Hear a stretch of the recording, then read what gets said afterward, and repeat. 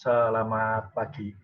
Yang bisa dengar suara saya, lambaikan tangannya dong. Jadi kan aku ngerti suaraku masuk enggak. Belum masuk suara saya? Udah, yang udah lambaikan tangan nih, kan aku bisa ngecek. Sudah. Oke. Eh, Lanjut ya. Jadi kita di hari ini kita melakukan pertemuan dengan Zoom. Tujuannya apa? Kalau kita dengan Zoom yang pertama, saya sengaja Zoom itu di akhir-akhir karena tujuan saya kalau Zoom di depan itu nanti masih agak panjang, jadi perlu ngomong panjang. Kan kalian belum dapat dasarnya apa-apa. Tapi kalau sudah di akhir kan lebih enak. Kenapa kok lebih enak? Kan kalian sudah dapat materinya, sudah pernah mengerjakan. Paling tidak di sini sudah ada gambaran. Jadi saya tinggal menguatkan saja. Walaupun Zoom yang kita lakukan itu tidak bisa maksimal seperti kalau tatap muka saya bisa nulis dan seterusnya, tapi paling tidak ada tambahan pengetahuan lah, ada sesuatu yang kita sepakati bersama. Saya bisa nambahkan konsep, walaupun itu agak susah karena kita tidak bertemu secara langsung, saya tidak bisa mengoreksi pekerjaan kalian dan sebagainya, tapi setidaknya paling tidak saya berusaha untuk lebih supaya kalian bisa lebih paham gitu. Dan Zoom ini juga tidak lama-lama, paling sekitar 30-40 menit sudah selesai. Jadi kuotanya juga nggak makan banyak, tapi hal-hal yang penting bisa dapat. Dan ini juga saya rekam, jadi nanti setelah selesai juga biasanya saya akan upload di Google Classroom kalian, saya upload di YouTube, terus saya tempelkan di Google Classroom, jadi datanya pertemuan kita itu ada, jadi nggak bingung. Misalkan yang tadi ngikuti agak telat dan sebagainya, itu bisa dilihat ulang. Kalau perlu, kalau misalkan tidak, ya nggak apa-apa, yang penting kita ada dokumennya kalau kita pertemuan gitu. Kurang lebih seperti itu, untuk tentang hal itu. Terus untuk yang lain, misalkan tentang pertemuan ini, kalau Zoom itu jadi saya sengaja di akhir-akhir sebelum UKD atau sebelum ulangan. Nah, terus saya tanya, Pak, kalau Zoom apakah harus pakai seragam? Kalau yang guru yang lain sih nggak tahu ya. Kalau saya sih tidak usah aja lah, ngopo sih mau di rumah kok nggak seragam. Di rumah ya pakai baju bebas aja. Yang penting pakai baju. Nah, ini nggak pakai baju kan ya repot. Yang penting pakai baju terus ya kan bisa dengan mudah, yang penting sopan lah gitu. Kurang lebih gitu. Masa ning omah ndak seragaman kan ya aneh. Ini ngopo ning omah-omah kok seragam darani stres malah repot juga, diperiksa juga. Jadi pakai yang santai saja, cuma sebenarnya kita bisa memahami itu. Nah, ini akan saya mulai pelan-pelan. Saya akan coba jelaskan pelan-pelan dari PPT yang sudah saya share itu. Nanti saya jelaskan untuk ngitungnya sih nggak bisa detail karena saya nggak bisa ngecek pekerjaan kalian, tapi setidaknya paling nggak ngerti kalian ngerti konsepnya gitu. Mulai dari ini. Oke.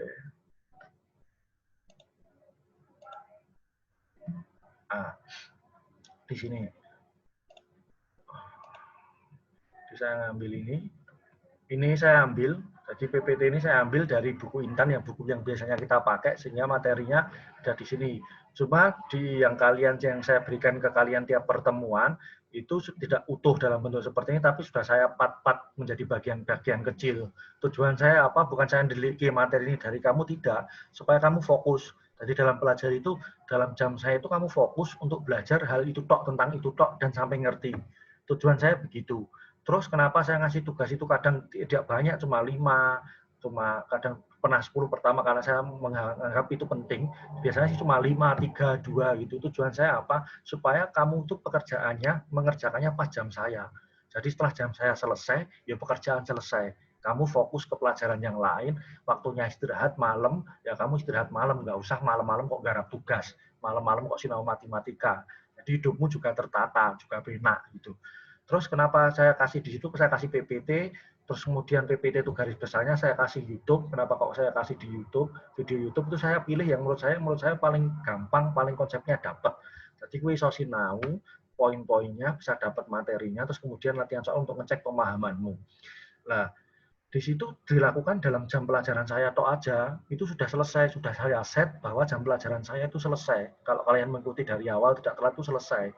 Jadi jangan sampai kok pekerjaan saya itu dikerjakan besok-besok atau dikerjakan sampai malam, kecuali waktu itu libur ya. Waktu libur itu kan pengecualian. Sebenarnya kan kalian libur jadi ya garap sak selomu gitu. Tapi waktu jam pelajaran ya kerjakan waktu jam saya, buka waktu jam saya, kumpulkan pada waktu jam saya. Jadi tidak melebar kemana-mana, simple, pemahamannya dapat, dan waktunya juga efisien. Nah, saya ngomong yang pertama. Jadi yang kita bahas di sini itu ada tiga hal yang sebenarnya kita bahas sederhana. Yang pertama itu konsep nilai mutlaknya, terus kemudian sama persamaan konsep itu ya dasarnya apa sih, penting itu di konsep, terus kemudian cara mengerjakan persamaan, terus kemudian ketidaksamaan. Nah, saya dari pertama konsep nilai mutlak. Jadi nilai mutlak itu apa sih? Nilai mutlak dalam matematik itu tuh dia nilai yang tidak negatif, nilainya selalu positif hasilnya, ngerti ya? Jadi ini negatif oleh di sini X-nya negatif boleh, cuma hasilnya nanti dia ketemunya positif. Contoh, mutlak itu konsepnya dia nggak ada nilai negatif, konsepnya kayak jarak. Misalkan jarak Wonogiri ke Solo itu 30 km. Nah, jarak Solo ke Wonogiri itu kan juga 30 km, tidak jadi minus 30. Ngerti ya? Beda. Jadi orang terus dia, jadi kemana-mana sama, jarak Wonogiri Jogja 60 km, Jogja Wonogiri juga 60, terus tidak jadi minus 60, dia nggak ada nilai negatif. Itu konsepnya mutlak. Di mutlak itu dia nilai yang positif. Nah, definisinya mutlak itu cuma ada ini. Jadi ini konsep sederhana yang di sini definisi ini kamu harus ngerti. Jadi definisi itu apa? Arti penjabaran sesuatu yang didefinisikan, yang disepakati bersama-sama dalam matematik dipakai untuk mengerjakan bareng-bareng itu namanya definisi atau konsep. Lah, konsep ini yang harus kamu pegang karena dasarnya untuk mengerjakan apa-apa nanti di konsep sini, walaupun ada pengembangannya. Jadi kalau ada mutlak X, itu dia definisikan jadi X jika X-nya lebih dari sama dengan 0. Dia didefinisikan jadi minus X jika X-nya kurang dari 0. Jadi dia didefinisikan jadi dua, ini sama ini. Tapi dilihat, ini dinggo X ini, dinggo X-nya lebih dari sama dengan 0, didefinisikan min X, dia dipakai kalau X-nya kurang dari 0. Contoh, di sini X-nya diisi 5, mutlak 5. Nah, dicek di sini, 5 itu lebih dari sama dengan 0, atau 5 itu kurang dari 0. Nah, karena 5 itu lebih dari sama dengan 0, berarti kan sing dhuwur. Berarti pakai definisi sing dhuwur. Berarti kalau ada mutlak X sama dengan X, berarti kalau ada mutlak 5, jerone kene kan 5, berarti ketemunya 5. Nah, kasus bawahnya, jika minus 9. Nah, kalau mutlak minus 9, nah mutlak minus 9 itu dilihat di sini, dia lebih dari sama dengan 0 atau kurang dari 0. Karena minus 9 itu kurang dari 0, maka pakai definisi yang bawah. Berarti kalau minus 9, berarti di sini minus 9, di sini min X. Berarti min X-nya tadi berapa? Min 9 kan. Jadi min 9. Min 9, ketemunya 9. Oke. Dengan kata lain, segala sesuatu yang dimutlak itu ketemunya positifnya. Mutlak 5, 5. Mutlak 7, 7. Mutlak 8, 8. Mutlak 11, 11. Mutlak min 9, 9. Mutlak minus 7, 7. Mutlak minus 11, 11. Mutlak minus setengah, setengah. Konsepnya gitu. Jadi hasil segala sesuatu yang minus di mutlak itu ketemunya tetap positif, positif di mutlak ketemunya juga tetap positif. Tuh. Kurang lebih seperti itu. Nah, sifat-sifat nilai mutlak, di sini ada sifat. Dalam matematik saya itu penganut paham bahwa orang pinter atau orang yang ngerti itu tidak hafal. Jadi ini tidak perlu dihafal, tapi orang yang ngerti itu paham, ngerti konsepnya. Ini nggak perlu dihafal, orang sambung hafal satu-satu, apa menembak template kene kamar, turu diwaca, template kene kamar mandi itu kurang gawean. Jadi yang penting ini dipahami dulu, ini dilihat, nanti secara otomatis kita mengerjakan soal ini akan secara otomatis kita ngerti sendiri. Jadi orang usah dihafal ke satu-satu ini sama dengan ini, nggak perlu. Cuma kita lihat aplikasinya aja. Jadi di sini mutlak minus X itu sama dengan mutlak X.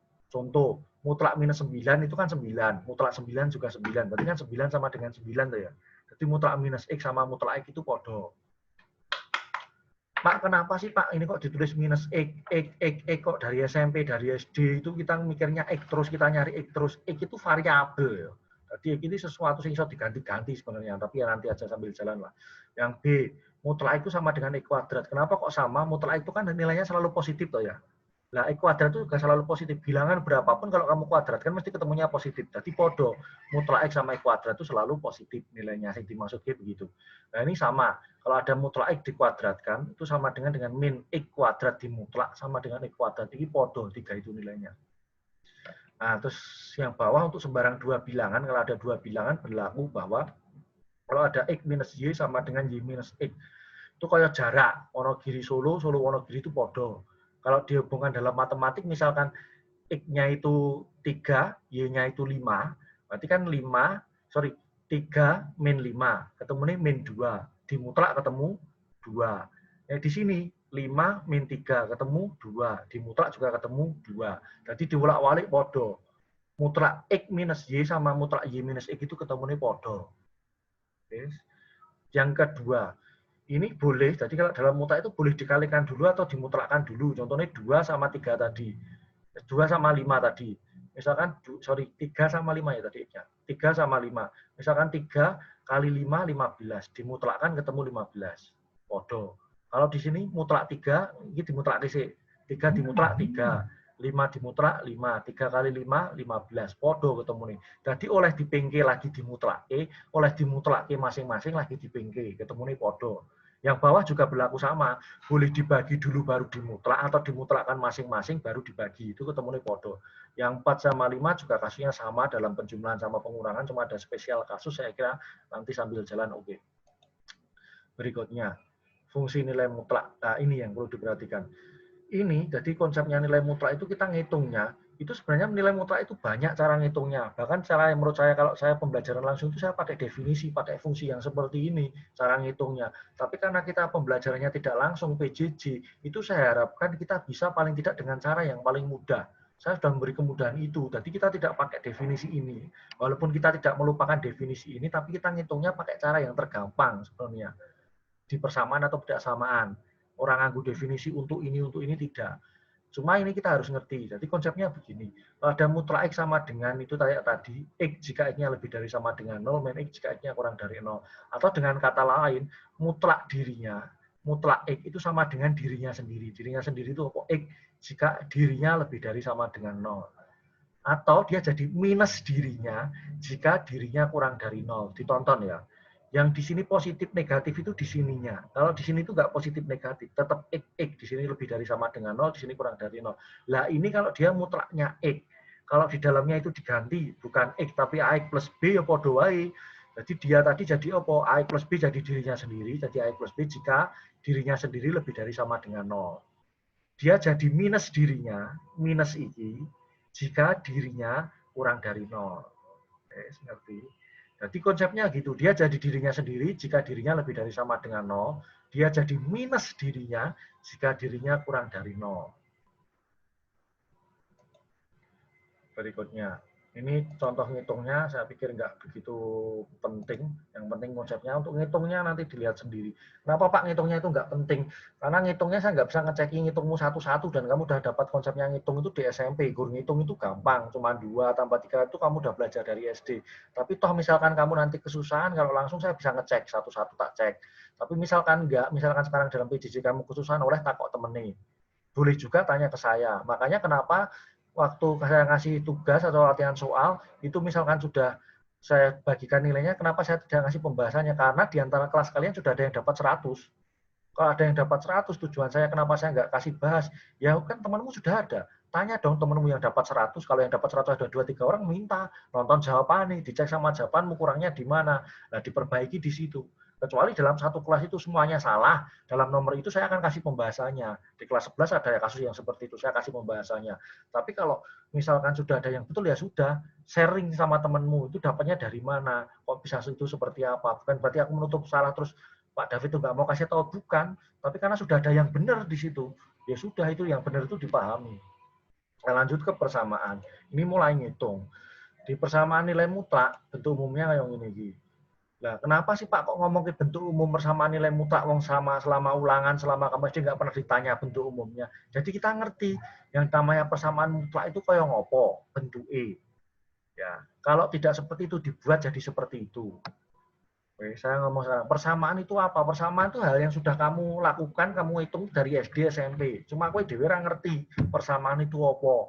Atau kadang bahkan orang dewasa pun tanya persamaan itu apa, nggak ngerti.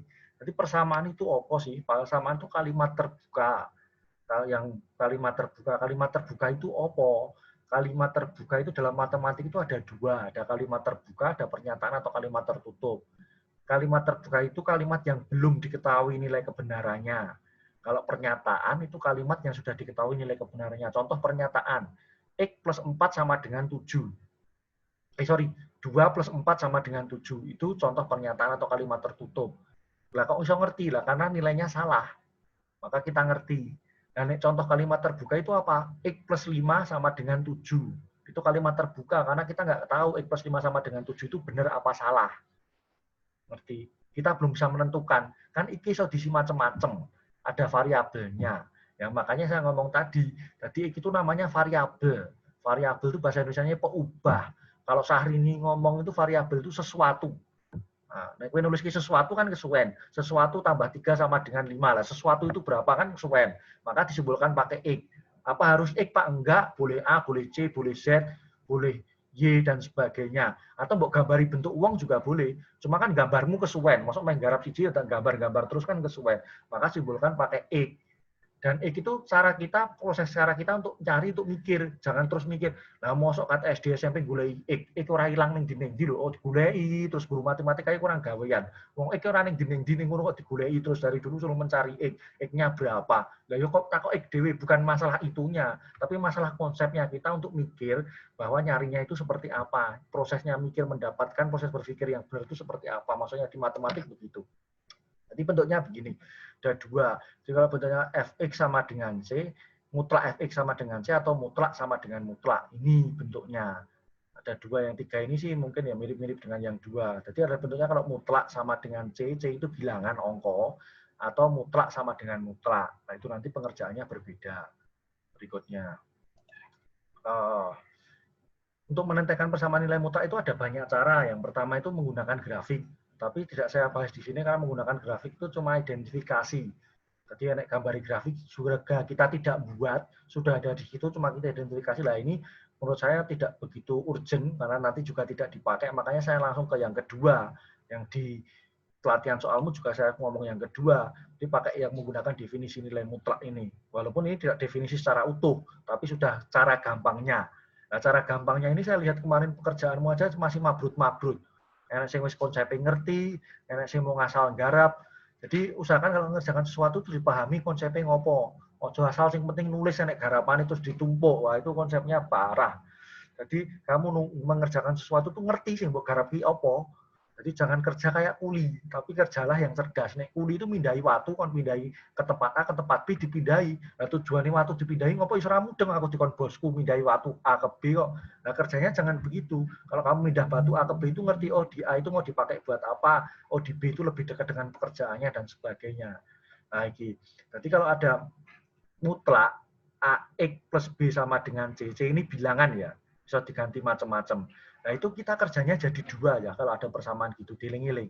Jadi AX plus B sama dengan C atau AX plus B sama dengan min C. Gini. Jadi ketemu AX plus B sama dengan C atau AX plus B sama dengan min C. Ini sebenarnya diturunkan dari definisi iki, tapi gampangnya langsung pakai sing ini. Jadi kalau ada mutlak X plus 3 sama dengan 5, berarti ini X plus 3 sama dengan 5, atau X plus 3 sama dengan min 5. Caranya nggarap ngono. Kalau ada mutlak sama dengan ongko, kerjanya pakai mutlak, berarti dia sama dengan plus minus itu. Kalau ada mutlak sama dengan 5, berarti mutlak sama dengan plus 5, mutlak sama dengan min 5, kalau bentuknya kayak gini. Nah, kemarin pekerjaanmu macam-macam, yang dikuadrat ke kedua ruas, yang pakai apa, nggak bisa, Pak? Bisa. Cuma ini cara yang paling mudah, pakai ini dulu lah. Kamu mau ke Solo, caranya apa? Ya lewat Sukoharjo. Lah Pak, kalau saya mau lewat Surabaya sih oleh. Cuma urung mesti tekan malah keblasuk. Ya wis lah nganggo sing Sukoharjo dulu. Pakai yang simpel dulu, pakai yang sederhana dulu, yang penting benar. Nah, nanti kalau sudah benar monggo mau pakai cara yang lain. Jadi kalau ada mutlak sama dengan C, itu ngitungnya pakai mutlak sama ini AX plus B sama dengan C atau AX plus B sama dengan minus C. Jadi C ini diganti plus minus, mutlaknya hilang. Udah ya. Kalau ada soal kayak gini, diingat-ingat. Nah, terus C-nya ini yang perlu dilihat. C-nya ini harus, C ini misalkan 5 tadi bisa lah. C ini minus 2. Itu tadi renek jawabannya. Jadi mutlak berapa sama dengan minus 2. Mutlak tadi lihat. Nilai mutlak itu hasilnya selalu positif. Nah, ketemu sama dengan negatif mungkin enggak? Enggak. Jadi dia enggak ada jawabannya. Berarti yang ini itu selalu positif. C minus C. Jadi orang mungkin ingin itu minus C gitu. Kalau dia minus C ya berarti himpunan kosong. Dia tidak punya penyelesaian. Ngerti ya? Karena hasilnya nilai mutlak itu harus selalu positif. Nah, beda kasusnya kalau kamu nanti kasusnya persamaan yang kedua yaitu mutlak sama dengan mutlak. Nek mutlak sama dengan mutlak tidak bisa kamu pakai plus minus kayak ini, tapi pakai dengan mengkuadratkan kedua ruas. Saya ulangi. Jadi kalau ada soal persamaan cuma kasusnya ada dua. Mutlak sama dengan C, mutlak sama dengan angka atau mutlak sama dengan mutlak. Kalau mutlak sama dengan angka kerjakan pakai plus minus. Kalau mutlak sama dengan mutlak berarti kuadratkan dua ruas. Wes, gitu. Berikutnya. Oke, contohnya ini.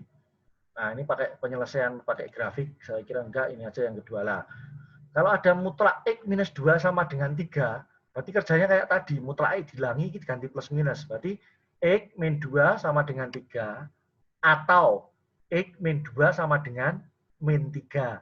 Berarti X min 2 sama dengan 3, atau X min 2 sama dengan min 3. Dihitung ke bawah ini ketemu 5, dihitung ke bawah ini min 1. Lalu penyelesaian ini ketemu ya ini, jadi penyelesaian adalah min 1 atau 5, atau buat tulis gini, X sama dengan min 1 atau X sama dengan 5 oleh, atau buat tulis pakai himpunan penyelesaian HP sama dengan kurung kurawal, kayak penulisan himpunan dulu, pakai kurung kurawal, kurung yang ada lancip-lancipnya itu, min 1,5 kurung kurawal tutup oleh.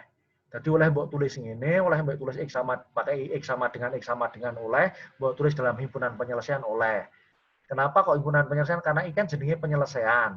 Nah, karena penyelesaian lebih dari satu oleh dihimpun dari siji, maka namanya himpunan penyelesaian. Nah, ini cara yang kedua menggunakan dua ruas, tapi ini nggak usah dipakai. Kalau kita mengerjakannya cuma mutlak sama dengan ongko, kerjakanlah aja pakai yang ini. Kalau mutlak sama dengan mutlak lah, kerjakanlah pakai yang di bawah ini. Berikutnya ada contohnya nanti. Nah, ini contoh yang kedua. Nah, kalau tadi mutlak sama dengan angka yang kayak ini, kita cukup kerjakannya pakai yang ini saja sama dengan plus minus tadi. Nah, kalau ada mutlak sama dengan mutlak kayak ini, kerjakannya pakai kuadratkan kedua ruas. Contoh di sini ini kuadratkan, ini ketemu, terus ini digeser ke kiri, ini kudu ada kurungnya. Jadi ketemu ini, dikurangi ini, kuadrat sama dengan 0. Nah, kalau di sini X min 2 dianggap A, terus ini Y plus 2X dianggap B, berarti kan A kuadrat min B kuadrat. Ingat-ingat zaman SMP, A kuadrat B kuadrat itu sudah difaktorkan jadi A kali B dikalikan A minus B. Berarti iki ditambah iki ditambah iki dikalikan ini dikurangi ini. Wes ning kene ketemu dihitung ning kene terus dihitung X-nya ketemu ini, X-nya ketemu ini, selesai. Nah, di prosesnya ngitung seperti itu. Kalau nanti bingung cara ngitungnya dicermati lagi di PPT-mu ada. Ini nanti juga saya share juga. Oke, saya kira itu ini untuk pengembangan saja. Jadi itu tadi tentang persamaan nilai mutlak. Ada dua pengerjaan. Kalau dia mutlak sama dengan ongko, maka kerjakan pakai plus minus. Kalau mutlak sama dengan mutlak, kerjakan pakai kuadratkan dua ruas. Sekarang masuk ke pertidaksamaan. Nah, bentuk umumnya begini, pertidaksamaan. Kalau persamaan tadi dia kalimat terbuka memuat tanda sama dengan, jadi kalimat terbuka ini tanda sama dengan, ini pertidaksamaan itu kalimat terbuka juga ada variabelnya, cuma dia tandanya ini lebih dari sama dengan, kurang dari sama dengan. Mau kan sama dengan. Nah, ini ada tandanya ini. Jadi bedanya itu antara persamaan sama pertidaksamaan. Pak, kenapa kita harus tahu bedanya? Karena nanti cara mengerjakannya berbeda. Jadi kita harus tahu dulu kasusnya apa, baru mengerjakannya nganggo opo. Contoh, kamu mau membawa beras 3 kilo, kamu pasti akan go plastik, mbok kiloni itu beras 3 kilo, mbok gowo iso. Tapi nek kowe nggo bayi 3 kilo, ya ora iso mbok plastiki, kowe diseneni wong tuane mesti. Jadi kasusnya beda-beda, ditonton. Kamu bawa air 3 kilo, mbok plastiki, kamu bawa beras katakanlah 5 kilo, kowe nggo karung iso. Kamu bawa air 5 kilo, mbok karung tekan omah entek. Nggak bisa.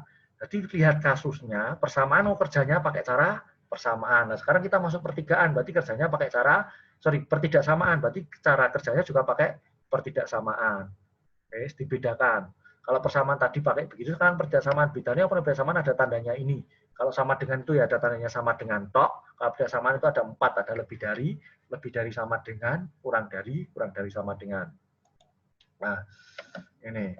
Yang dipegang cuma ini, yang atas ini tok. Yang AB yang di atas, yang bawah itu pengembangan. Podo harus ini dhuwur. Cuma konsepnya cuma ini yang di atas. Jadi kalau ada mutlak X kurang dari sama dengan A, itu kita kerjanya pakai min A kurang dari sama dengan X kurang dari sama dengan A. Pak, kok iso ini dari sini itu dari mana? Ya itu bisa nanti dari definisi diturunkan jadi ini.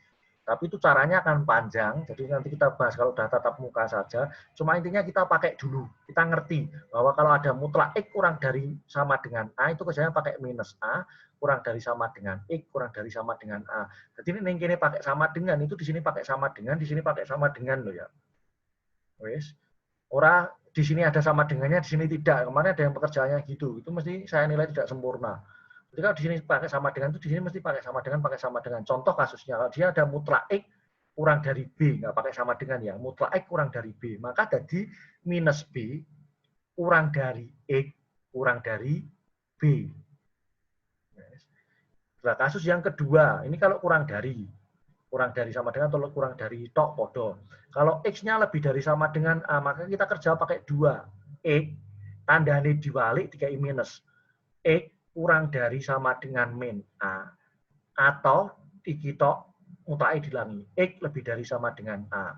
Jadi iki X kurang dari sama dengan min A, tandanya dibalik dikasih minus, atau iki X lebih dari sama dengan A. Jadi ada 2 ini.